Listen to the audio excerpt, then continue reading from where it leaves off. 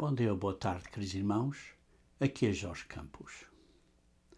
Há várias regras de interpretação, ou digamos assim, de estudar a Bíblia. Chamam isso um estudo de hermenêutica. Mas, por exemplo, podemos ver várias versões para ver como várias pessoas traduzem um certo versículo. Podemos e devemos considerar o contexto.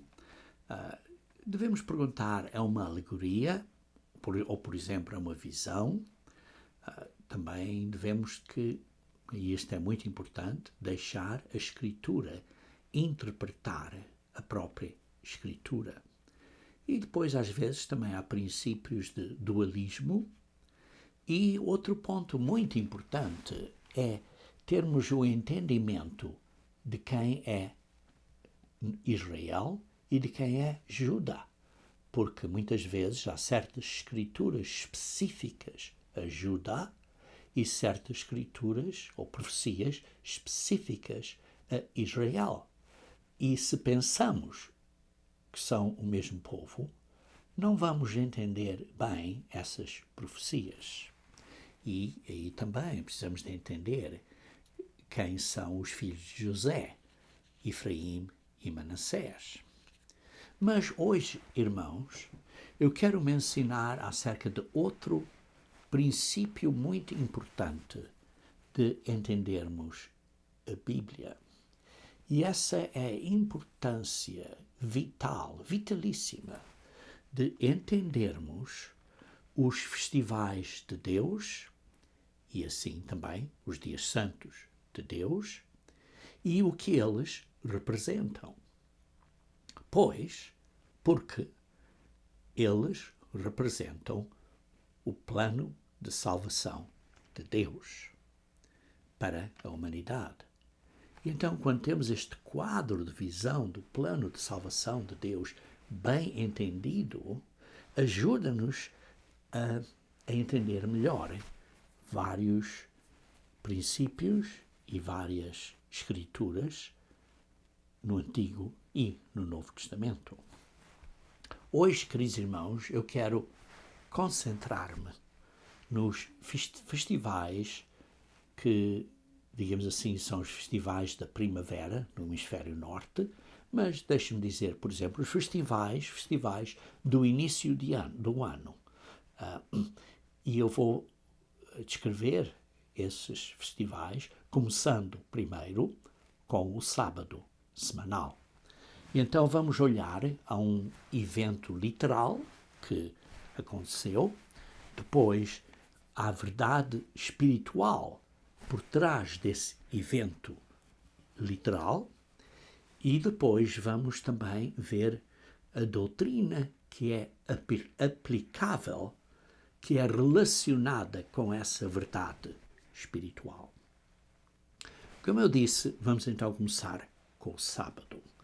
E o evento literal está descrito em Gênesis, capítulo 2, começando no versículo 2, diz assim, E havendo Deus terminado no dia 7º na sua obra que fizera, descansou nesse dia de toda a sua obra que tinha feito.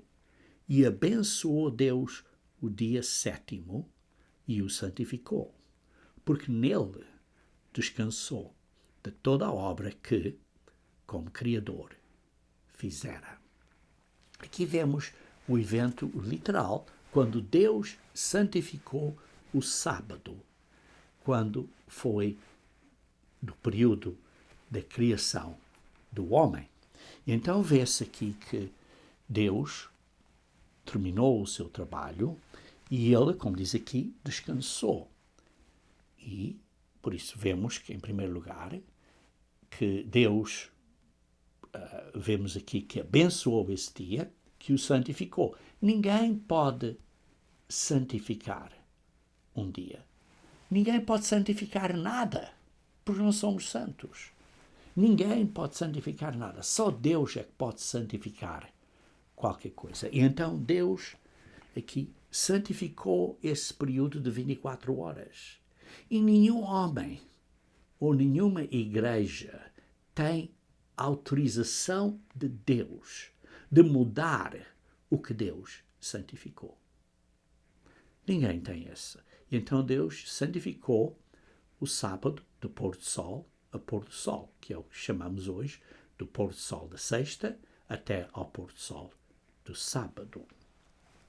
E vemos que esse então é tempo dele, é tempo que pertence a ele. E ele próprio, Deus próprio, descansou. É o que diz aqui. Deus guardou o sábado. Não porque ele estava cansado, porque Deus não é físico, é espiritual, mas estabeleceu isso. Ele dedicou esse dia para nós. E ele dedica esse dia para nós. E isso foi estabelecido, como disse, à criação do homem. Muito antes de Moisés. Então esse foi o evento literal. A verdade espiritual disso vemos, por exemplo, no versículo 3, Gênesis 2, capítulo 3, ao fim, que diz que ele descansou de toda a obra que, como Criador, fizera. Vemos aqui que a verdade espiritual, o significado desta verdade espiritual é que Deus é o Criador. Deus é o Criador. E vemos também, por exemplo, no versículo 16 e 17 deste mesmo capítulo, que diz: e o Senhor deu instruções de que toda a árvore do jardim comerás livremente, mas da árvore do conhecimento do bem e do mal não comerás.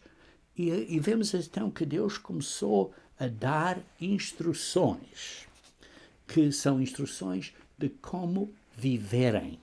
Começou a dizer a Adão e a Eva instruções de como se podiam vir a ser membros da família de Deus. Porque há um significado espiritual atrás desse árvore da vida e da árvore do conhecimento do bem e do mal. Também no versículo 24 do mesmo capítulo diz: por isso deixa o homem pai e mãe e se une, se apega à sua mulher, tornando-se os dois uma só carne. Tornando-se os dois um. Isto é, serem unidos. Aqui vê-se, no princípio, uma vez mais, da família, através do casamento e de ter filhos e tudo que sabemos que segue disso. Ora, vemos também aqui outra verdade espiritual, que é em Gênesis, capítulo 20, versículo 8, Gênesis, capítulo 20, versículo 8, aí vê-se, em Gênesis, capítulo 20, versículo 8, vê-se que a lei fala acerca do sábado deste modo. Diz assim, 20, versículo 8. Diz, perdão, não é Gênesis, é Êxodos, capítulo 20, versículo 8, peço desculpa. Êxodos, capítulo 20, versículo 8. Diz assim, lembra-te do dia de sábado. Lembra-te do dia de sábado. Por que usa a palavra lembra-te? Porque o dia do sábado tinha sido dado à criação do homem, muito antes de Moisés. E eles tinham sido, digamos assim, recordados acerca do sábado, ou relembrados acerca do sábado, através do maná, do pão que eles estavam a receber. E diz assim, lembra-te do dia do sábado para o santificar. Porquê? Porque Deus já o santificou, então nós temos que viver de uma maneira santa nesse dia. E Deus é o mesmo ontem, hoje e amanhã. E por isso, Ele não muda. Ele não muda. E vemos também no versículo 11 de Êxodos, capítulo 20, no versículo 11, Diz, porque em 6 dias fez o Senhor os céus e a terra, o mar e tudo que nele há, e ao 7º dia descansou. Por isso o Senhor abençoou o dia do sábado e o santificou. Uma vez mais, apontando para aquele período em que ele criou o homem e o ambiente, estabeleceu aquele ambiente para o homem poder viver na terra. Ora, lembrem-se que em Êxodo 20 está a falar da lei, dos 10 mandamentos. Ora, lemos também em Romanos, capítulo 7, versículo 14. Romanos, capítulo 7, versículo 14. Romanos 7, versículo 14, que diz...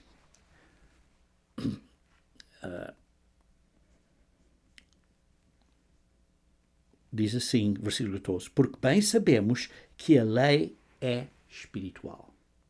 Os mandamentos de Deus, os 10 mandamentos, a lei é espiritual. Ora, isso quer dizer que o sábado aponta para a criação espiritual. Para uma criação espiritual também. Não só para uma criação física, mas para a criação do homem, que é uma criação espiritual. Ora, o ponto de doutrina aqui, vemos em Hebreus capítulo 11, versículo 6. Hebreus capítulo 11, versículo 6. Hebreus 11, versículo 6 diz: de facto, sem fé é impossível agradar a Deus, porque é necessário que aquele que se aproxima de Deus creia que Ele existe. Ele é o Criador. Temos que acreditar que Ele existe, que Ele é Criador, que Ele criou tudo. E que se torna galardoador dos que o buscam. Ele é o que dá a recompensa e também dá o castigo. Ele vai ser o juiz através de Jesus Cristo. E por isso, doutrinalmente, o sábado nos aponta a Deus que é um Criador, e a base doutrinal disso é que Deus existe e que Ele, por isso, é o Criador. Além disso, em Hebreus capítulo 4, versículo 9, diz que, vocês podem ler aqui este capítulo em maior detalhe, porque vê-se claramente está a falar do descanso e do sábado, mas no versículo 9 diz, portanto, resta um repouso, em grego sabatismo, repouso ou um repouso sabático para o povo de Deus. E aqui temos um significado, uma vez mais, duplo, porque pessoas dizem, olha, em nenhum lugar diz no Novo Testamento que precisamos de guardar o sábado. Mas aqui diz. Em Hebreus, capítulo 4, versículo 9, diz que resta um repouso sabático. Resta ainda a guarda do sábado para o povo de Deus. Deus não mudou. Deus é o mesmo ontem, hoje e amanhã. Mas, como eu disse, há um significado duplo. O outro significado adicional é que vai haver um 7º dia milenar de descanso, o milénio, o 7º milénio de paz, de repouso na terra. E, depois disso, o novo céu e a nova terra, que também será um período de grande repouso. E por isso vemos que o sábado aponta para o facto de que Deus existe, que Ele é o Criador e que vai haver um descanso ao fim destes 6.000 anos de dificuldades do homem. E, por isso, o sábado aponta para o descanso físico, mas também para um descanso milenar. Mas voltando a Gênesis, capítulo 3, estávamos a ler há pouco capítulo 2, mas capítulo 3, vemos que o homem pecou. O Adão e a Eva pecaram. E sabemos dessa história, e depois lemos no versículo 11. Perguntou Deus, quem te fez saber que estavas nu? Comeste da árvore de que te ordenei que não comesses? Está claro, Deus sabia muito bem, mas disse, olha, então, fizeste isso? Uma pergunta retórica, digamos assim, porque ele sabia muito bem que tinha feito isso. E depois veja aqui no versículo 15, quer dizer, então a Eva começa a apontar, o homem aponta o dedo à mulher, que é culpa da mulher, a mulher diz que é culpa da serpente, ou isto é, de Satanás, e depois vê-se aqui uma profecia messiânica. Uma profecia messiânica em Gênesis capítulo 3, versículo 15, que diz: porém inimizade entre ti, isto é, Satanás, e a mulher, isto é, a igreja, simbolicamente a igreja, entre a tua descendência, a descendência de Satanás, e o seu descendente de Adão e Eva, descendente de David, que é Jesus Cristo, e daí a igreja que ele edificou. Este te ferirá a cabeça, isto é, Jesus Cristo ferirá a cabeça Satanás, e tu, Satanás, ferirás o calcanhar de Jesus Cristo, mas sabemos que ele ressuscitou e que a igreja continuará para sempre. Isto é um paralelo também mencionado em Romanos, capítulo 16, versículo 20. Romanos 16, versículo 20, onde fala em que Satanás, a cabeça de Satanás, será pisada, digamos assim. Romanos, capítulo 16, versículo 20. Romanos 16, versículo 20. E o Deus da paz, em breve, esmagará debaixo dos vossos pés a Satanás. Isto vê-se é uma repetição da profecia de Gênesis capítulo 3, versículo 15. Ora, o homem pecou e por isso agora o homem precisa de um redentor, precisa de um plano de salvação. E este plano de salvação é-nos revelado pelos dias santos de Deus e pelos festivais de Deus. Ora, vamos começar então com, eu como eu disse, vou simplesmente abordar os 4 festivais do princípio do ano, ou dias santos.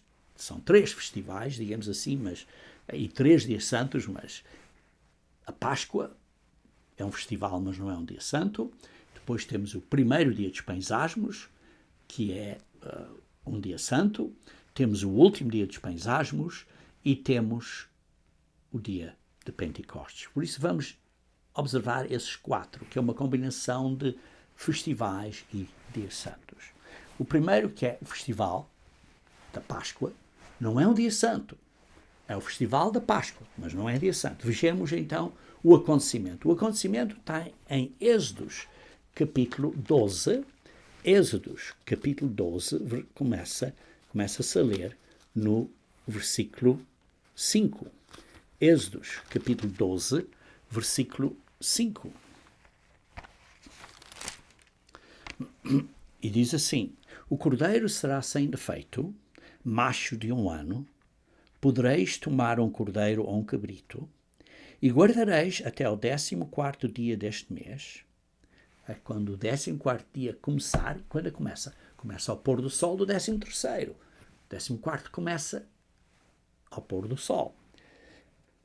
E o guardareis até quando chegar o 14º dia deste mês, e todo o ajuntamento da congregação de Israel o imolará no crepúsculo da tarde.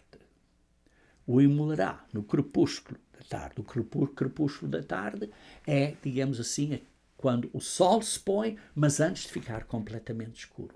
É aquele período de tempo em que está a escurecer, mas o sol já se pôs, mas ainda não é noite. Esse é o crepúsculo da tarde. E então vê-se aqui que é o significado desta cerimónia, deste acontecimento literal da Páscoa. Porque diz então, no versículo 7, tomarão do sangue e o porão em ambas as ombreiras e na verga da porta nas casas em que o comerem.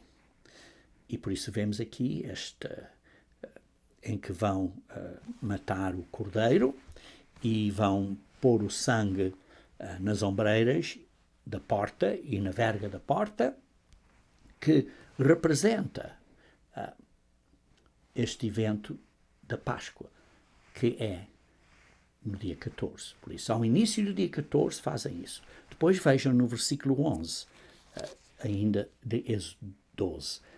Desta maneira o comereis, lombos cingidos, sandálias nos pés e cajado na mão, como lo eis à pressa, é a Páscoa do Senhor. Porque naquela noite passarei pela terra do Egito. E vamos ver daqui a pouco que vai ser à meia-noite. E ferirei na terra do Egito todos os primogênitos, desde os homens até os animais. E depois vejam então aqui no versículo 29 do mesmo capítulo. Versículo 29. Aconteceu que à meia-noite feriu o Senhor todos os primogênitos na terra do Egito. Por isso, sabemos que o dia começa ao pôr do sol. Então temos do pôr do sol até à meia-noite, ainda é parte do dia, e o dia então continua para a parte em que há luz. Mas o dia, da maneira que Deus vê, começa ao pôr do sol, o dia 14, matam o cordeiro e depois vão imolar o cordeiro, e vão pôr o sangue na porta e vão comê-lo. E depois, à meia-noite, foi quando, digamos assim, o Senhor feriu os primogênitos na terra do Egito. Então esse foi o acontecimento literal. Ou então vejamos a verdade espiritual atrás deste acontecimento. A verdade espiritual está em 1 Coríntios capítulo 5, versículo 7. 1 Coríntios capítulo 5, versículo 7. Vejamos então 1 Coríntios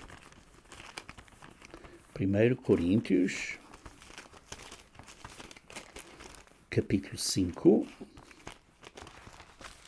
versículo 7.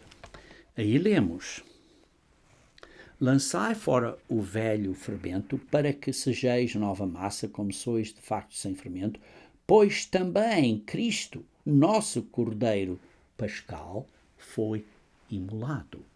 A verdade espiritual, o que esse evento literal apontava para o nosso Cordeiro Pascal, que é Jesus Cristo, que foi sacrificado por nós. Jesus Cristo guardou os mandamentos do Pai e, por isso, nós temos que tirar o velho fermento para sermos uma massa nova, porque Ele morreu pelos nossos pecados e, por isso, agora precisamos de parar de pecar. Por isso é que diz: lançai fora o velho fermento, isto é, as atitudes carnais e os pecados da carne, para que sejas uma nova massa, um novo eu, sem pecado. Como sois, de facto, sem fermento. Porquê? Porque isto foi descrito durante os dias dos paisagmos. Fisicamente estavam sem fermento. Pois também Cristo, nosso Cordeiro Pascal, foi imolado. Ele foi imolado, morreu pelos nossos pecados, por isso nós temos de tirar os pecados da nossa vida. E por isso digamos assim, tirar o fermento, desfermentar as nossas casas de uma maneira espiritual é necessária. Temos que tirar o fermento espiritual da nossa vida. Esse é o significado espiritual disso. Isso é o que temos que tirar. Então, o Festival da Páscoa, literalmente, vimos, foi o que aconteceu no Egito. O significado espiritual é que representa Jesus Cristo. E o ponto doutrinal, a doutrina, está em Hebreus capítulo 6. Hebreus capítulo 6. E vou sugerir que ponham uma marcação em Hebreus capítulo 6, porque vamos sair e entrar várias vezes neste capítulo. Hebreus capítulo 6, versículo 1, que diz: Por isso, pondo da parte os princípios elementares da doutrina de Cristo, deixemo-nos levar para o que é perfeito, não lançando de novo a base do arrependimento de obras mortas. Irmãos, a base do arrependimento das obras mortas é, digamos assim, um princípio fundamental da doutrina. É o que diz aqui, os princípios elementares da doutrina. É o arrependimento. Irmãos, não está a dizer que vamos esquecer disso e tentar isso fora. Não, mas estamos a dizer é que precisamos de ser maduros e ir para além disso. Mas temos que começar nestes princípios elementares da doutrina, que é o arrependimento de obras mortas. E isso é o ponto doutrinal acerca do sacrifício de Cristo. Temos que nos virar para Deus. Porque se não nos virarmos para Deus, se não nos arrependermos, o sangue de Cristo não cobre os nossos pecados que nós tenhamos feito ou cometido. Por isso temos que nos arrepender e renovar a nossa vida, fazer um compromisso de viver de uma maneira diferente. Em 1 Coríntios capítulo 11,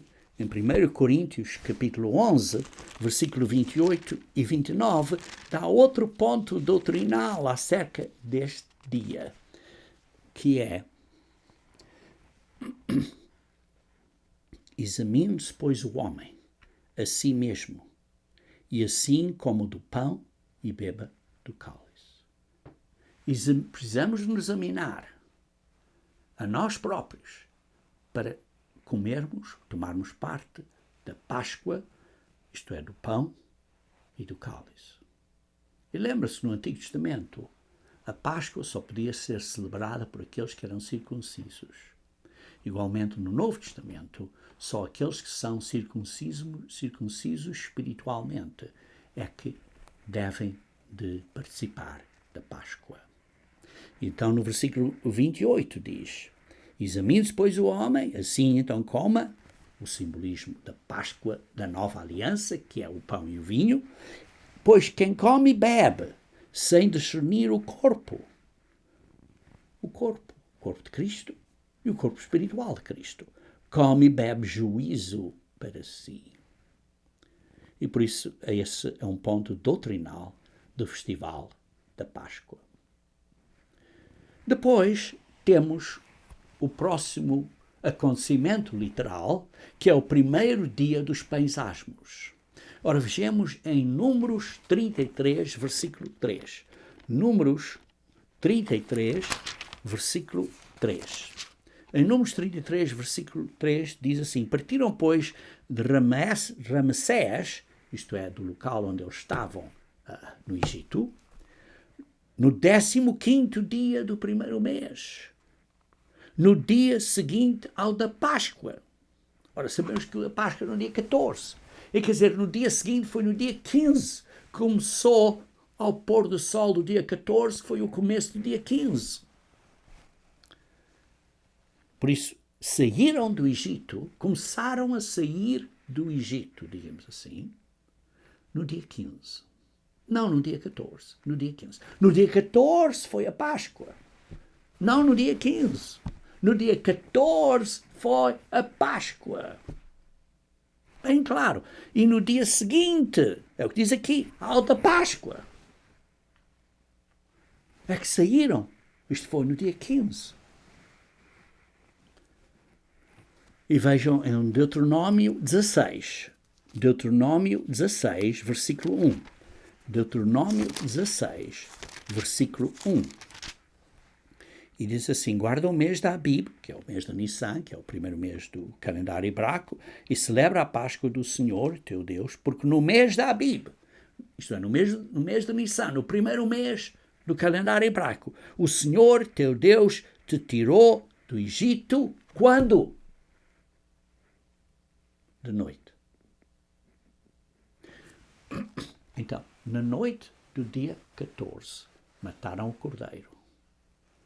Tiveram que preparar a comida à pressa. Puseram sangue à volta das portas. À meia-noite, os primogênitos dos egípcios morreram. A instrução era para não saírem de casa até à parte da manhã. À parte da manhã, o rei Egito, o faraó, disse: saiam daqui. Então prepararam-se para sair. Mas imagine, vários milhões de pessoas, cerca de 3 milhões de pessoas, para sair, levou um bocadinho de preparação. Então saíram na noite seguinte, que foi ao início do dia 15. À noite é que saíram, ou começaram a sair do Egito. Essa é uma noite para ser guardada. Vejam em Êxodos, capítulo 12. Êxodos, capítulo 12, versículo 42. Diz: esta noite se observará ao Senhor, porque nela os tirou da terra do Egito. Quando é que eles saíram da terra do Egito? Na noite do dia 15. Porque na noite do dia 14 foi a Páscoa. Na noite do dia 15 saíram. Diz assim: esta noite se observará ao Senhor, porque nela os tirou da terra do Egito. Esta é a noite do Senhor, que devem todos os filhos de Israel comemorar nas suas gerações. A noite para ser observada. A noite ao início do dia 15. E vejam também em Levítico 23, versículo 6. Levítico 23, versículo 6. Levítico 23, versículo 6. E aos 15 dias deste mês, sim, porque lê no versículo 4, que o 14 é a Páscoa. E aos 15 dias deste mês, ao dia 15, é a festa dos pães asmos, por 7 dias. Dia 15, dia 16, por 7 dias, a partir do dia 15. E por isso diz assim, no versículo 6, 7 dias comereis pães asmos. Devem de comer pães asmos a partir do dia 15. Isto é, ao início do dia 15, isto é, ao pôr do sol do dia 15, devem comer pães asmos. Então, isso é o evento literal do primeiro dia dos pães asmos. Ora, a verdade espiritual deste dia, vejamos aqui em Atos, capítulo 2, 38. Atos, capítulo 2, 38. Aqui vemos que os israelitas vieram a conhecer que tinham matado o Senhor Jesus Cristo e o Messias. Atos, capítulo 2, versículo 38. E depois diz: arrependei-vos. Respondeu-lhes Pedro: arrependei-vos. Ora, lembrem-se que o Egito simbolicamente representa o pecado. E nós temos que sair do Egito espiritual, do pecado. E por isso é que diz: arrependei-vos. Temos de estar arrependidos. Por isso temos que sair do pecado. Temos que nos arrepender. Viver uma vida diferente. E como é que saímos do pecado? Porque, lembra-se, estavam a sair do Egito. Estavam a sair. É uma coisa progressiva, demorou dias. E por isso estavam a sair do Egito. Como é que nós saímos do pecado?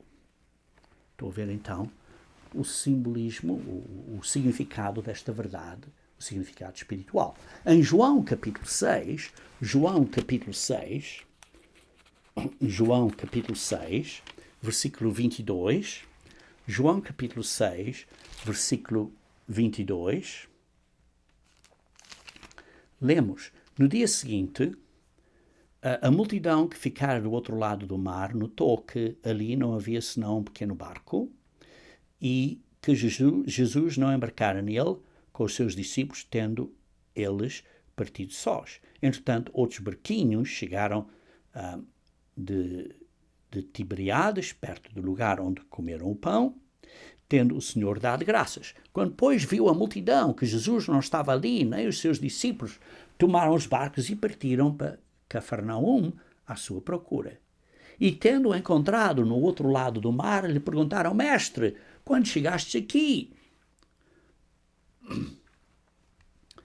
E respondeu-lhe Jesus: em verdade vos digo, vós me procurais, não porque vistes sinais ou milagres, mas porque comestes dos pães e vos fartastes. Vocês estão à procura de mim porque querem comida física, querem pão físico.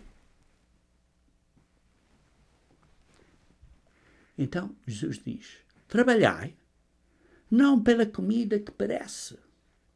Trabalham não pela comida física. Está claro, não está a dizer que nunca trabalhem para terem comida física, não é? Mas está a dar um princípio espiritual, um foco espiritual. Mas pela que subsiste para a vida eterna. Trabalhem para a comida que vai dar a vocês a vida eterna.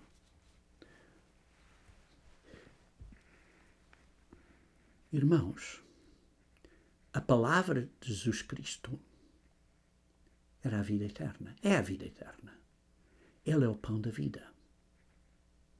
Vejam então no versículo 33. Porque o pão de Deus é o que desce do céu e dá vida ao mundo. Isto é Jesus Cristo que desce do céu, desceu do céu e dá vida ao mundo. É o pão de Deus. É o pão da vida. Então eles lhe disseram: Senhor, dá-me desse pão. 35. Declarou-lhes, pois, Jesus: eu sou o pão da vida. Eu sou o pão da vida. E quem vem a mim jamais terá fome. Fome espiritual. Porque vão ter a vida eterna. E o que crê em mim jamais terá sede. Lembrem-se que crer significa, atrás de uma crença, a obediência. E por isso, quem crê em mim quer dizer que obedece a mim. E por isso vemos aqui que o ensino é que para sairmos do Egito, precisamos sair do pecado, digamos assim. Sair do Egito é simbólico do pecado. Precisamos sair do pecado. Para sairmos do pecado, temos que buscar o pão da vida. Temos que buscar a palavra de Deus. E então ele continua aqui no versículo 48. No versículo 48. Eu sou o pão da vida. Vossos pais comeram o maná no deserto e morreram. Este é o pão que desce do céu, para que todo o que dele comer não pereça, isto é, que tenha a vida eterna. Eu sou o pão vivo que desceu do céu. Se alguém dele comer, viverá eternamente. E o pão que eu darei pela vida do mundo é a minha carne. Sim, eles começaram a disputar. Olha, então está aqui a dizer para comer a carne dele. Jesus Cristo, está claro, não estava a falar disso. Mas a vida dele, Cristo viver em nós, nós comermos da palavra dele, do que ele diz, do ensino dele, isso é a vida. E por isso nós precisamos de mudar a nossa maneira de viver, a nossa maneira de pensar. Vejam, por exemplo, no versículo 63. No versículo 63. O Espírito é o que vivifica e a carne para nada aproveita. As palavras que eu vos tenho dito são Espírito e são vida. O ensino, a doutrina de Cristo, o ensino de Cristo é que é a vida eterna. É o ensino de Cristo, as palavras de Cristo que estão aqui escritas na nossa Bíblia são a vida eterna para nós. E depois também lemos em Mateus, capítulo 4, versículo 4. Mateus 4, versículo 4. Mateus 4, versículo 4. Diz, Jesus respondeu e disse, não só de pão viverá o homem, mas de toda palavra que procede da boca de Deus. A palavra de Deus é o pão da vida. Jesus Cristo é o nosso pão da vida, é a palavra de Deus. É o que Jesus Cristo nos dá, o que Deus mandou a Ele dizer a nós. E esse ensino é a vida. Por isso é muito importante, irmãos, fazermos estudo bíblico e ler a Bíblia diariamente. Então, uma vez mais, respondendo à pergunta que eu fiz há pouco, como é que podemos tirar o pecado da nossa vida? Como é que podemos sair do pecado? Porque, como? É que precisamos da comida espiritual, que é a Bíblia, que é o ensino de Jesus Cristo, e precisamos de pôr isso em prática. Precisamos de acreditar, isto é obedecer, fazer. Então, isso é a verdade espiritual atrás deste significado do primeiro dia dos pães asmos, do primeiro dia santo dos pães asmos. E a doutrina, vejamos então em Hebreus capítulo 6, versículo 1. Hebreus capítulo 6, versículo 1, que eu acabei de ler há pouco, que é os princípios elementares da doutrina, que falei há pouco do arrependimento de obras mortas e da fé em Deus. Precisamos ter fé que a palavra de Deus é o que nos vai dar a vida, e por isso temos que ter fé, temos que acreditar e temos que obedecer. Também parte da doutrina é 1 Coríntios capítulo 5, versículo 7 e 8, que mencionei há pouco, mas vou mencionar de novo para entendermos um bocadinho mais claramente. 1 Coríntios capítulo 5, versículo 7 e 8. Lançai fora o velho fermento, isto é, o velho homem, para que sejam uma nova massa, um novo homem, como sois de facto sem fermento, porque estão a fazer isto, esta mensagem, este ensino, foi durante os dias que pensarmos, pois também em Cristo, nosso Cordeiro Pascal, foi imolado. Expliquei isso. Agora no versículo 8. Por isso, celebremos a festa. Qual é a festa? A festa dos pães asmos. Não com o velho fermento, não com o velho homem da carnalidade, nem com o fermento da maldade e da malícia, e sim com os asmos da sinceridade e da verdade. Temos de tirar o pecado para fora e pôr dentro de nós a palavra de Deus através desta sinceridade e verdade, porque a palavra de Deus é a verdade. E temos que absorver isso diariamente. Quando nós começamos a desviar-nos, a cair, começar a desviar um bocadinho, é porque estamos, digamos assim, mal nutridos. Temos uma má nutrição. De quê? Da palavra de Deus. Temos de estar a comer, beber regularmente da palavra de Deus, do ensino de Deus. Temos que receber esta alimentação espiritual para continuarmos a crescer.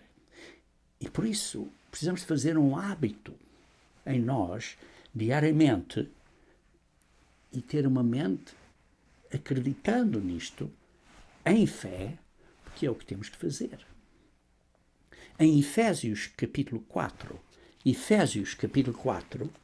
versículo 22 a 24, Efésios capítulo 4, versículo 22 a 24, diz, no sentido de que quanto ao trato passado vos despojeis do velho homem, que se corrompe segundo as suas concupiscências do engano, e nos renoveis no espírito novo entendimento, e vos revistais do novo homem criado segundo Deus em justiça e retidão procedentes da verdade. Temos que tirar o velho homem e pôr o novo homem na nossa vida. E depois temos o último dia dos pães asmos. Ora, o último dia dos pães asmos, o evento literal, vejam aqui em Êxodos capítulo 14, Êxodos capítulo 14, versículo 3. Vamos então ver aqui alguns versículos acerca disto. Êxodos 14, versículo 3, que diz: então Faraó dirá aos filhos de Israel, estão desorientados na terra, o deserto os encerrou, que eles estão encerrados aqui. E depois diz também, no versículo 10, e chegando Faraó, os filhos de Israel levantaram os olhos, e eis que os egípcios vinham atrás deles, e temeram muito. Então os filhos de Israel clamaram ao Senhor. E vejam um bocadinho mais adiante, no versículo 13, diz: Moisés, porém, respondeu ao povo: não temam, tenham calma, aquietai-vos, e vede o livramento do Senhor que hoje vos fará, porque os egípcios que hoje vedes, nunca mais os tornareis a ver. O Senhor pelejará por vocês. E vejam no versículo 22. No versículo 22, os filhos de Israel então entraram pelo meio do mar em seco, e as águas lhes foram qual muro à direita e à esquerda. Ora, a tradição judaica é que eles saíram do Egito. Isto foi então a saída do Egito. Começaram a saída no primeiro dia, e isto foi tecnicamente, literalmente, a saída do Egito. A tradição judaica é que saíram do Egito no último dia dos pães asmos. Isto foi outro milagre. Saíram do Egito através deste mar, então saíram deste mar, e então os egípcios vieram atrás dele, a tropa, o exército dos egípcios vieram, e então a água caiu em cima deles e morreram essas pessoas todas. Esse foi o evento, literalmente o evento do último dia dos pães asmos, de acordo com esta tradição judaica. Ora, o significado, a verdade espiritual, vejamos aqui em 1 Coríntios capítulo 10. 1 Coríntios capítulo 10. 1 Coríntios capítulo 10. Versículo 1 e 2. Ora, irmãos, não quero que ignoreis que os nossos pais estiveram todos sob a nuvem e todos passaram pelo mar, tendo sido batizados, assim na nuvem como no mar, com respeito a Moisés. Aqui vê-se a verdade espiritual simbólica da saída do Egito, é este batismo. Batismo a Moisés, com respeito a Moisés. Isto é, foram batizados na congregação que estava aí no deserto. Vejam, por exemplo, em Atos, capítulo 7, versículo 38. Atos 7, versículo 38.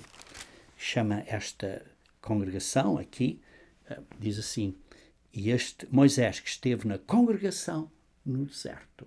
Digamos assim, é como se estivéssemos a dizer na igreja no deserto. Nesta congregação, neste grupo de pessoas que estavam ali no deserto. E por isso foram batizados para dentro, através de Moisés, para dentro desta congregação no deserto. Vieram a ser então esta congregação no deserto, conforme eles saíram do Egito. E então, daí adiante, tiveram que viver na fé durante o período em que estavam no deserto. Em Gálatas capítulo 3, versículo 27, Gálatas capítulo 3, versículo 27, Gálatas capítulo 3, versículo 27, lemos: porque todos quantos fostes batizados em Cristo, para dentro de Cristo. Fomos batizados em Cristo, para dentro de Cristo, para dentro do corpo de Cristo. E o corpo de Cristo é a Igreja de Deus, é o organismo espiritual, é a Igreja de Deus. Fomos batizados para dentro do corpo de Cristo. E por isso nos revestimos, vos revestistes com o novo homem, para sermos como Cristo é. Vamos pôr a maneira de viver como Cristo vive. Vamos pôr o novo homem. Vamos fazer este compromisso que devemos viver pela fé. Compromisso que é simbolizado por este batismo, que é um compromisso. Fazemos um compromisso que nós vamos viver na fé, vamos viver na fé para o futuro, nesta terra, nesta vida, que nós não sabemos o que nos vai acontecer amanhã ou depois de amanhã. Um futuro que não sabemos exatamente o que vai acontecer, mas temos que andar na fé. Temos que andar na fé. Sim, estamos a olhar para um futuro para lá disto, à vinda de Cristo. Mas este futuro, aqui, temos que andar agora neste deserto deste mundo, confiando em Deus. Ora, a doutrina, o ponto doutrinal, vemos aqui em Hebreus, capítulo 6, que acabamos de ler o versículo 1, agora o versículo 2 diz, o ensino de batismos. O ponto doutrinal deste dia simbólico é o ensino de batismos. E vejam também em Romanos, capítulo 6, que nos explica o significado do batismo. Romanos, capítulo 6, versículo 4. Primeiro, só ver aqui alguns versículos. Diz assim, porque fomos, pois, sepultados com ele, com Cristo, isto é, na sepultura da água, quando somos batizados, somos postos debaixo da água, somos sepultados com ele na morte pelo batismo, para que, como Cristo foi ressuscitado dentre os mortos pela glória do Pai, assim também andemos nós em novidade de vida. Quando saímos da água, temos que andar agora como um novo homem. Temos que andar na fé.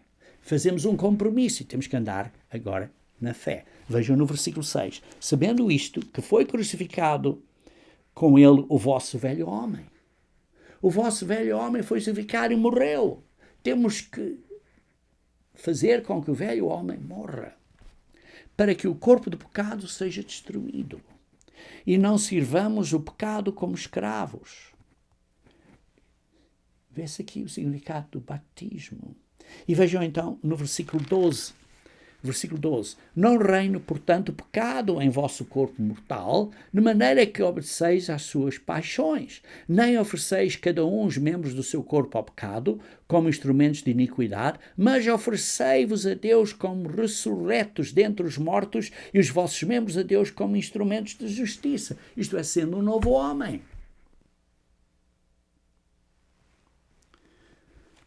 Por isso, não permitem que o pecado esteja a reinar na nossa vida. Então, esse é o ponto doutrinal do último dia dos pães asmos. E o outro, o último que eu quero referir hoje, é o dia de Pentecostes. O evento literal foi em Êxodos capítulo 19, Êxodos capítulo 19,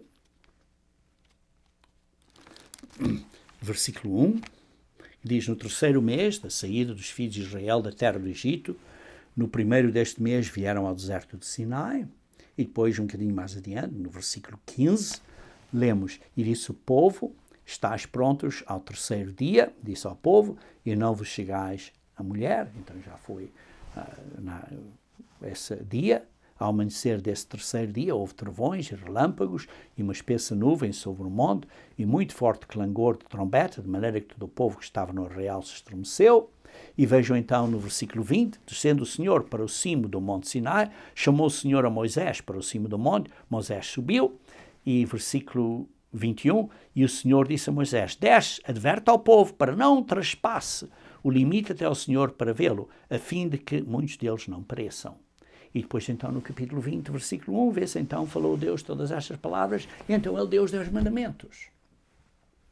O evento literal do dia de Pentecostes, de acordo com esta tradição israelita, ou digamos judaica, é que Israel recebeu os 10 mandamentos no dia de Pentecostes.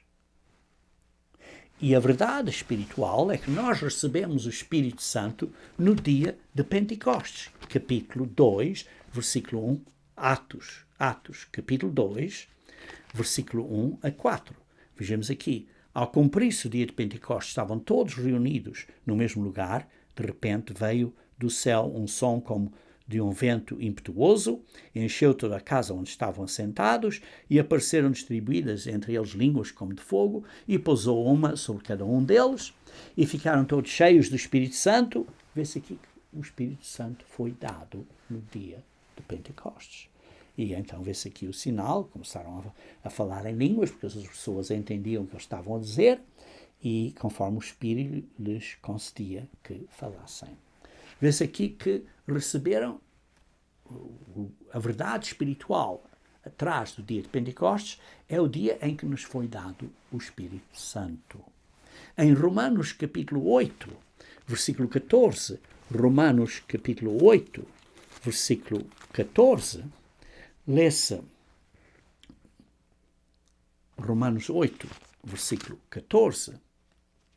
Lemos, pois todos que são guiados pelo Espírito de Deus são filhos de Deus.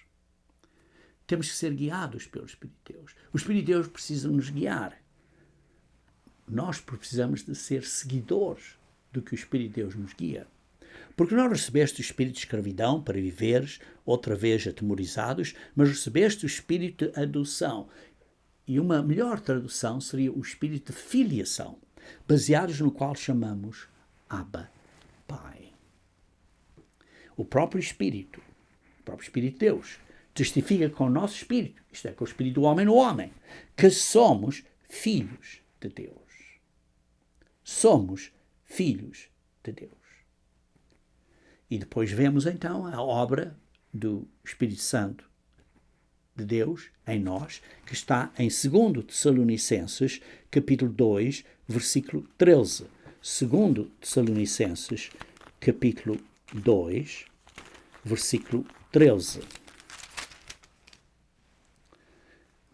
Porque primeiro foi segundo Tessalonicenses, capítulo 2, versículo 13. Entretanto, devemos sempre dar graças a Deus por vós, irmãos amados pelo Senhor, porque Deus os escolheu desde o princípio para a salvação pela santificação do Espírito e fé na verdade. O Espírito de Deus, quando nos guia, nos santifica, nos conduz à santificação, nos ajuda a ficarmos mais e mais santos de dia a dia. E em 1 Pedro, capítulo 1, versículo 2, diz assim, que nós somos eleitos segundo a presciência de Deus Pai, em santificação do Espírito, para obediência. Nós recebemos o Espírito de Deus para a santificação através de obedecermos a Deus. Então, a doutrina atrás disto, aplicável a esta verdade espiritual, é em Hebreus capítulo 6, versículo 2, que diz o ensino de batismos e da imposição de mãos. Existe a imposição das mãos, porque recebemos o Espírito Santo pela imposição das mãos após o batismo. Isto é, que o ministro ora e pede a Deus para cumprir a promessa do Pai àquele fiel que, de acordo com Deus, pela autoridade de Jesus Cristo, porque Ele é que é juiz e Ele é que vai ver as pessoas se de facto estão arrependidas e se de facto estão a ter fé, a praticar e viver. Então, Ele, Jesus Cristo, é que nos dá, é que nos batiza com o Espírito Santo, que procede do Pai, e por isso é dado durante a imposição das mãos. E por isso vemos a ponto doutrinal, que é a imposição das mãos. Outro ponto doutrinal está em Hebreus, capítulo 10. Hebreus, capítulo 10, versículo 16. Hebreus, capítulo 10, versículo 16. Esta é a aliança que farei com eles depois daqueles dias, diz o Senhor. Porei no seu coração as minhas leis e sobre a sua mente as inscreverei. O Espírito de Deus escreve nas nossas mentes e nos nossos corações as leis de Deus. E então, as leis de Deus se tornam internalizadas dentro de nós. Nós queremos obedecer. E isto então é a santificação do Espírito, que nos ajuda a ser santos para a obediência. Porquê? Porque recebemos o Espírito Santo e o Espírito Santo escreve as leis de Deus na nossa mente e no nosso coração. Queridos irmãos, como vimos, os festivais de Deus, e particularmente como observamos os festivais do período da primavera, no hemisfério norte, isto é, do princípio do ano do calendário hebraico, estes festivais e estes dias santos têm um rolo, um papel extremamente importante, vitalíssimo, para nos ajudar a ganhar e a entender o plano de salvação de Deus para a humanidade de uma maneira muito mais profunda. Muito mais profunda. Irmãos, isto é um mistério que Deus nos dá e que nos explica. Mas aqui está um ponto importante, irmãos. Eu posso estar a dizer isto e vocês estão mais ou menos a entender um pouco, mas não entendem. Ou vão dizer, olha, não acredito no que o Jorge está a dizer. Tudo bem. Não acreditem. É a vossa decisão. Mas um dia vão saber que a palavra de Deus foi dita a vocês. Mas para realmente entenderem, para o entendimento ser profundo, para se encaixar dentro de nós, temos que praticar e viver os dias santos e os festivais de Deus. Se simplesmente estamos tecnicamente ou intelectualmente estou a entender e estou a ver isto, você não vai aprender a profundidade dos dias santos de Deus. Só vai entender isto profundamente quando você vai começar a praticar e a viver estes dias de ano a ano, ao seu próprio período. Então Deus vai abrir a sua mente. Vai abrir a sua mente para um entendimento mais profundo e maior. Mas se você não está a praticar, isto é simplesmente um conhecimento intelectual. Está bem, mas não vou fazer isso. Você está a perder a oportunidade, a chance de uma grande benção de Deus. E a decisão é sua, irmão. A decisão é sua. Que Deus dê a você um entendimento mais profundo do seu plano neste festival bíblico que está à frente de nós nos próximos meses. Mas sei que Deus vai dar a você, se você o praticar, o realmente praticar.